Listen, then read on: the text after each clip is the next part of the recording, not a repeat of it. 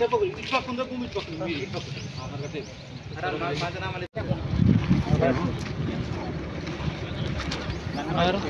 నీకు అమ్మ చెప్పు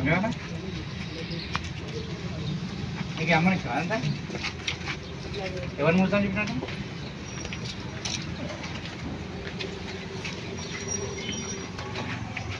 మనకేం చేస్తే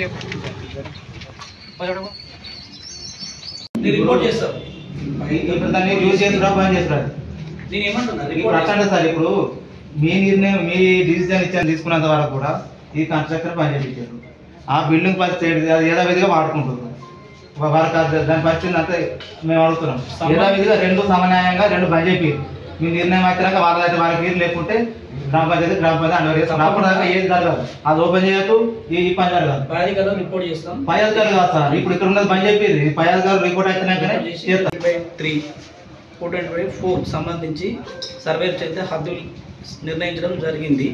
ఆ హద్దుల అనుసారం ఎక్కడైనా మిస్టేక్ తప్పు జరిగితే సంబంధిత రిపోర్టును పై అధికారులకు రిపోర్ట్ చేయడం జరుగుతుంది యాక్షన్ కోసం.